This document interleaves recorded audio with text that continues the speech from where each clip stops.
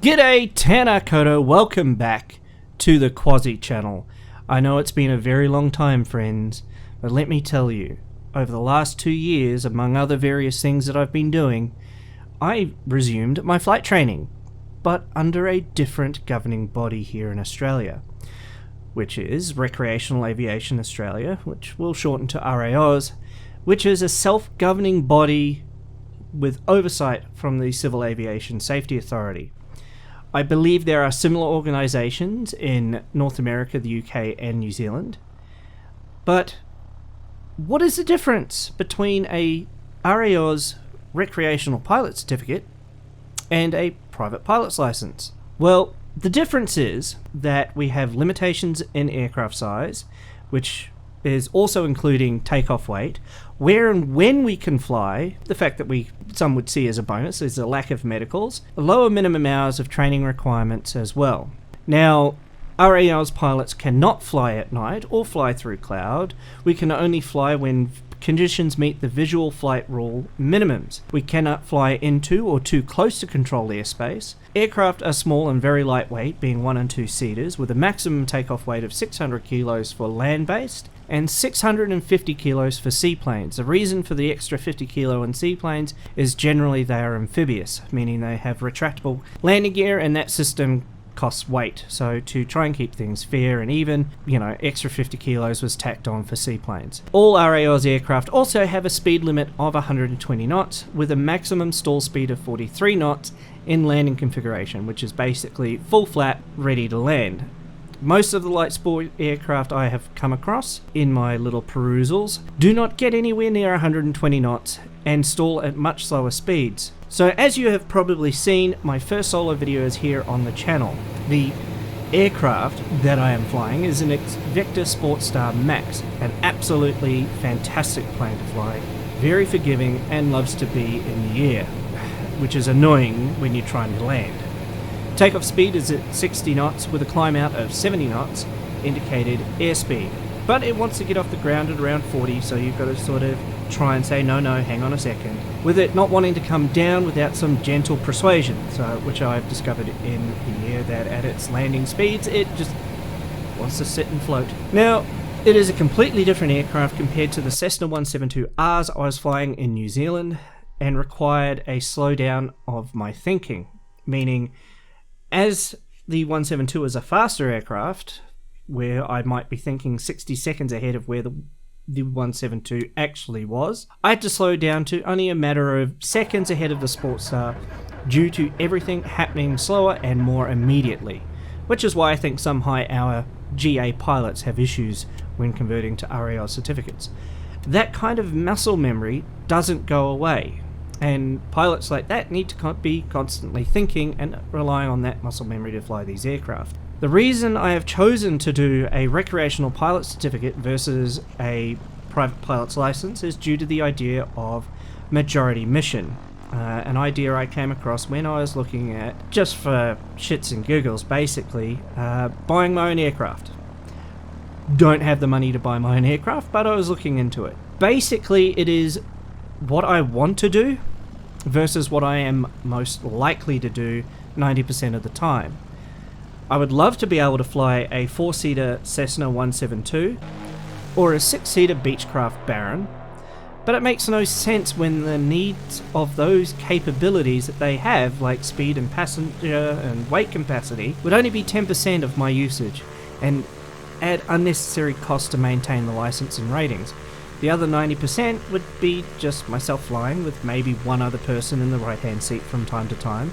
So currently for me, a RAAus certificate is perfect, and if I need to upgrade to a private pilot's license, my hours do convert across, and I would only need some small additional training, mainly on aircraft type, needing only 5 hours, a class 2 medical, a couple of extra bits of paperwork as well. There's a little bit more ground theory stuff that you'd have to do, but I can still fly to anywhere within Australia provided it isn't controlled airport and the weather allows it by being within visual minimum conditions during the day. The other benefit is cost. The Sportstar Max is $170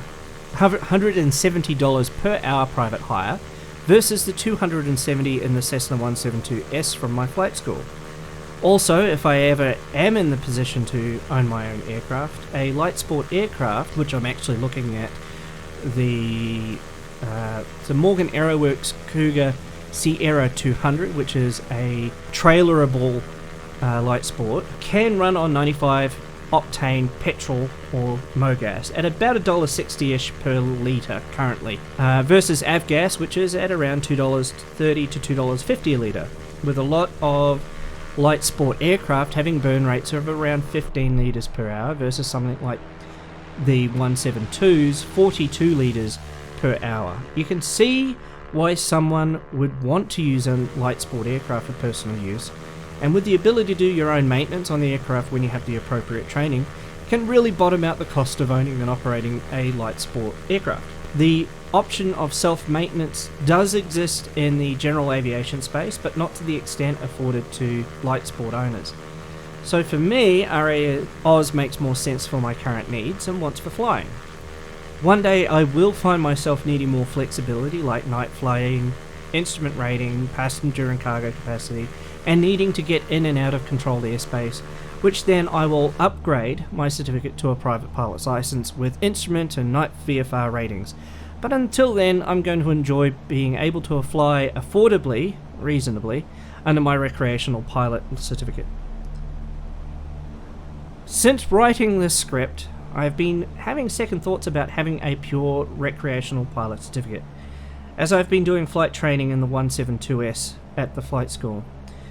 And it's been like spending time with an old friend, or, you know, when you've been away from home for a long time, from your family for a long time, it's like coming home for me. And it's, so, you know, now I'm considering a dual license, which is basically essentially where I'd hold a recreational pilot certificate as well as a private pilot's license.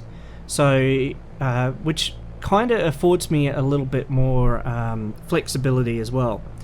So, say I want to go and visit my family in Brisbane, I can do that. I can, you know, and they're not coming back. I'm just going up to see them. I can use the cheaper Sports Starter run and get into a local airport there that is air controlled. Basically, I'd be flying on my recreational pilot certificate with the Sports Star, but the moment I get near the controlled airspace, I'd be flicking over to my private pilot's license flying an RAAus aircraft.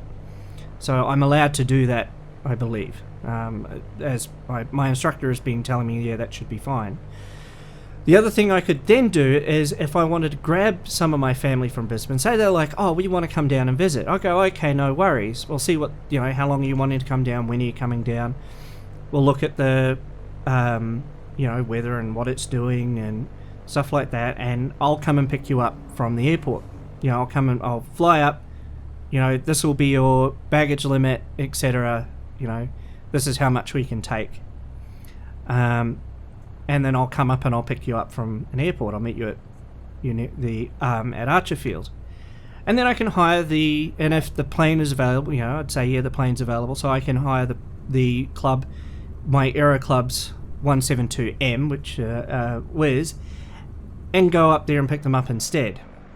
Now, you might be wondering, why wouldn't I use the more modern 172S? The Aero Club plane is $190 per hour wet, meaning she's fully laden with fuel. It's the only thing that $190 per hour wet, so that covers all the fuel and maintenance and all that on the thing. It's basically because the club is a not-for-profit, so I'm only being charged cost, not cost plus markup. Anyway, thanks for stopping by, and I'll see you in the next video. En no hora.